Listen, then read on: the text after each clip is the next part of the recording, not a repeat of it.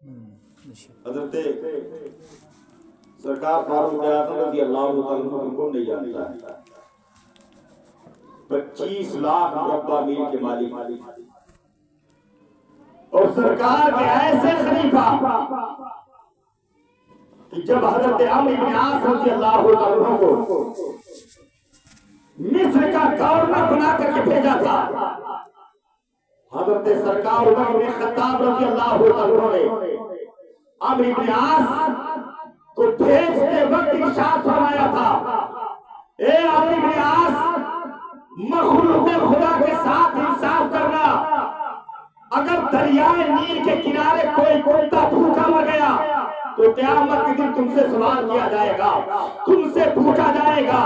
وہ سرکار فاروق اعظم رضی اللہ عنہ ہے، تشریف لے جا رہے تھے، اچانک کسی قاری قرآن نے قرآن کریم کی آیت کریمہ تلاوت کر دی، ان عذاب ربک لواقع، بے شک تمہارے رب کا عذاب واقع ہو چکا ہے۔ عمر بن خطاب رضی اللہ عنہ تشریف لے جا رہے تھے، آیت کریمہ آپ کے کانوں سے ٹکراتی ہے، قرآن کی تلاوت کرنے والا قاری قرآن کی تلاوت کر رہا ہے، ان عذاب ربک لواقع، بے شک تمہارے رب کا عذاب واقع ہو چکا ہے۔ عمر بن خطاب کے گوش سے سماج سے جو ہے آواز ٹکراتی ہے، عمر بن خطاب بے ہوش ہو کر کے زمین پر گر جاتے ہیں۔ آپ کے گھر والوں کو جب خبر لگی، آپ کو گھر لے جاتے ہیں۔ حضرت عمر بن خطاب رضی اللہ عنہ ایک دن دو دن نہیں بلکہ 1 مہینہ تک آپ اسی صدمے میں بیمار رہے۔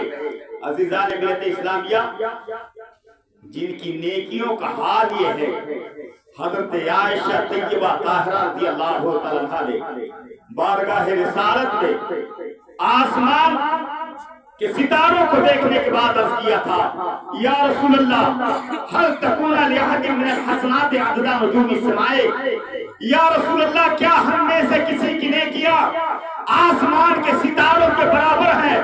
اتنا حضرت عائشہ طیبہ طاہرہ رضی اللہ عنہا کا سوال کرنا تھا۔ مخبر صادق پیغمبر اعظم ارشاد فرماتے ہیں، نام عمرو، ہاں وہ عمر ہے جن کی نیکی آسمان کے ستاروں کے برابر ہیں، جن کی نیکیاں آسمان کے ستاروں کے برابر ہیں، ان کے دل میں اللہ کا خوف اتنا ہے۔ قرآن کریم کی آیت کریمہ قاری نے تلاوت کی، ان عذاب ربک لواقع، تو 1 مہینہ تک اسی صدمے میں آپ ایمان رہے۔ اللہ قرآن میں ارشاد فرماتا ہے، یا ایھا الذین آمنوا اتقوا اللہ، اے ایمان والو اللہ سے ڈرو۔ لہذا مسلمانوں، اگر چاہتے ہو کہ قبر میں روشنی کا سامان ہو، قبر بقعہ نور بن جائے، روشنی ہی روشنی ہو، تو اللہ کا خوف دل میں بساؤ، مالک کا ڈر پیدا کرو اپنے اندر۔ اگر چاہتے ہو کہ حشر میں ہماری رسوائی نہ ہو، ہمیں رسوا نہ کیا جائے،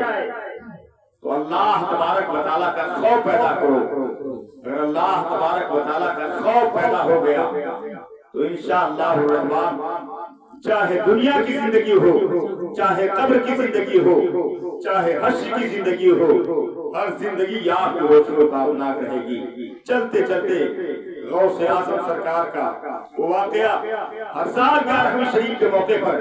غوث اعظم سرکار کے نام کی نیاز دلائی جاتی ہے، نیاز عقیدت آپ کی بارگاہ میں پیش کیا جاتا ہے، فاتحہ کی جاتی ہے، غوث اعظم سرکار کی بارگاہ میں خراج عقیدت پیش کیا جاتا ہے۔ آخر سرکار غوث اعظم رضی اللہ تعالیٰ عنہ کون؟ تو سنو، حضرت شیخ سعدی رحمۃ اللہ تعالیٰ علیہ ارشاد فرماتے ہیں، بلبل شیراز ارشاد فرماتے ہیں، میں جو ہے مسجد حرام کے اندر معتکف تھا، محو عبادت تھا، اور یاد رہے مسلمانوں، مسجد حرام شریف وہ مسجد ہے جس میں 1 نیکی کرو گے تو 1 لاکھ نیکی کا ثواب ملے گا،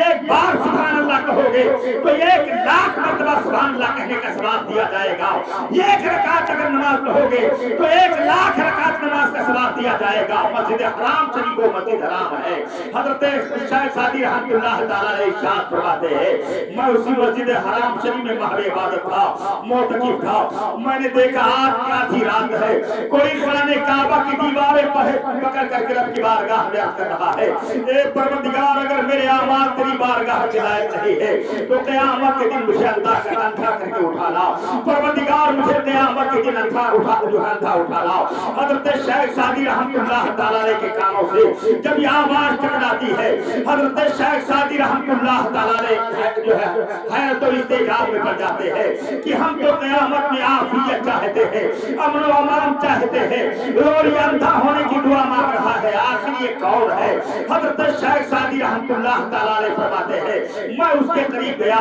جانے کے بعد میں نے سوال کیا یا شیخ من انت اے شیخ آپ کون ہے تو انہوں نے جواب دیا تھا نا شیخ عبد القادر جیلانی میں شیخ عبد القادر جیلانی ہوں سرکار غوث اعظم رضی اللہ عنہ نے ارشاد فرمایا تھا میں اس لیے قیامت میں اندھا ہونے کی دعا مانگ رہا ہوں کہ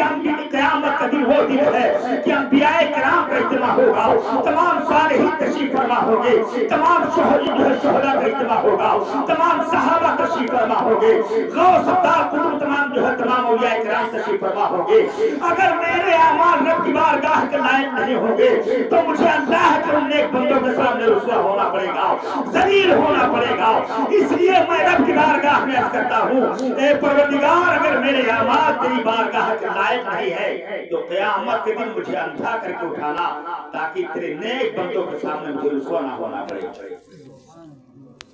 اللہ تبارک و تعالیٰ ارشاد فرماتا ہے یا ایھا الذین آمنوا اتقوا اللہ اے ایمان والو اللہ سے ڈرو لہذا مسلمانوں اللہ کا خوف اپنے دل میں بٹھاؤ بارگاہ کبریہ میں دعا ہے کہ پروردگار ہمارے دلوں میں اپنا خوف پیدا کروا دے ہمیں مسجد کا نمازی دین کا غازی مذہب اسلام کا سچا سپاہی بنا دے بارگاہ رسالت امام صلی اللہ علیہ وسلم میں ایک عریضہ ہے ایک فریاد ہے ایک تمنا ہے ایک آرزو ہے ایک خواہش ہے ایک چاہت ہے اور میرا خیال ہے یہاں جتنے لوگ ہیں سب کی یہی تمنا یہی آرزو یہی خواہش ہوگی جو شاعر کی ہے یا رسول اللہ میرا جینا میرا مرنا میرا مسکن مدینہ ہو میرا جینا میرا مرنا میرا مسکن مدینہ ہو میرا سینہ مدینہ ہی بنا دو یا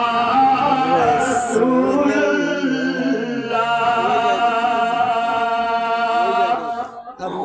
سر مرفوع چنے شاد رہے باغ بھر جاتا ہمیں گلشن تیرا باغ رہے استغفر اللہ ربی من کل ذنب واتوب الیہ السلام علیکم